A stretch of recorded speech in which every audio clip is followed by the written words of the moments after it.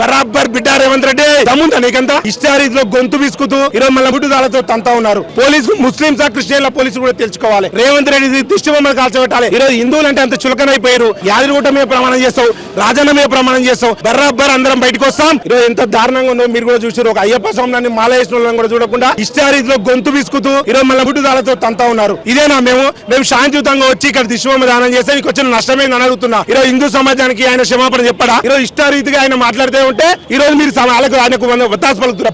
Police ముస్లింసా క్రిస్టియన్ల పోలీసులు కూడా తెలుసుకోవాలి. ఈరోజు హిందువులు అవమానపరిస్తే హిందువుగా వాళ్ళు బయటికి రావాలి కదా. ఈ రోజు ఈ రాష్ట్రంలో ఉన్న హిందువులందరూ కూడా బయటికి రావాలి, రోడ్ల మీదకి రావాలి. రేవంత్ రెడ్డి దిష్టి బొమ్మలు కాల్చబెట్టాలి, రేవంత్ రెడ్డి దిష్టి బొమ్మ చెప్పుతో కొట్టాలి. ఎందుకంటే మన హిందూ దేవతలను, మన అమ్మలను, మన అమ్మ వాళ్ళను అందరినీ అవమానపరిచిను. వెంటనే క్షమాపణ చెప్పే వరకు మనం పెద్ద ఎత్తున ఆందోళన కార్యక్రమం ఉధృతం చేయాలి. లేని ఏడల మేము వాళ్ళ క్షమాపణ చెప్పకపోతే రోజు మా కార్యక్రమాలు ఇదే విధంగా ఉంటాయి. ఆయన క్షమాపణ చెప్పే వరకు మేము ఉద్యమాన్ని ఆపమని చెప్పి హెచ్చరిస్తున్నాం. అయ్యప్ప స్వామి విషయంలో కూడా మెమో జారీ చేయడం, వారం తిరగకన్నా ముందే ఇట్లా ఈ విధంగా వ్యాఖ్యలు, మరి ఏం చెప్తారు? ఈరోజు హిందువులు అంటే అంత చులకనైపోయారు. హిందూ ఓట్లతో గెలిచి హిందువుల పైన వ్యాఖ్యలు చేస్తా ఉన్నాడు. ఏంది ఇది? ఈరోజు హిందువుల ఓట్లతో గెలవలేవా? చెప్పు మరి ముస్లిం క్రిస్టియన్ ఓట్లతో గెలిచినా హిందువుల ఓట్లు అవసరం లేదని చెప్పేసి దమ్ముందా నీకంతా? నీకు దమ్ము లేదు. హిందూ ఓట్లు కావాలి, హిందువులను వాడుకుంటావు, అన్ని వాడుకొని హిందువులను అవమానపరుస్తావా? ఈరోజు మరి నువ్వు గత ఎన్నికల ఎలక్షన్ టైంలో పోయి యాదగిరిగుట్ట మీద ప్రమాణం చేస్తావు, రాజన్న మీద ప్రమాణం చేస్తావు. ఈ ప్రమాణాలు ఎందుకు చేసావు? మరి నాకు నమ్మకమే లేదు. నాకు అల్లా మీద ప్రమాణం ఉంది, లేకపోతే జీసస్ మీద ప్రమాణం ఉంది, ఎందుకు చేయలేకపోయినావు? ఈరోజు హిందువులు కేవలం బయటికి వెళ్ళరని అపవాన.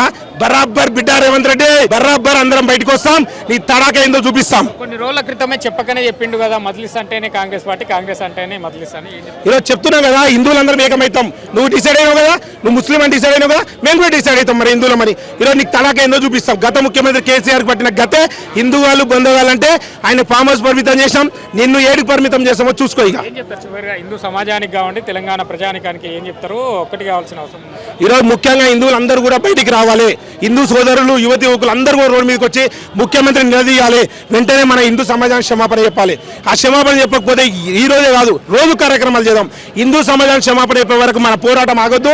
ఇదే విధంగా పోరాడుతూ మనం ముందుకు సాగాల్సిందిగా హిందూ సమాజం అందరినీ ఒకటే వేడుకుంటున్నా.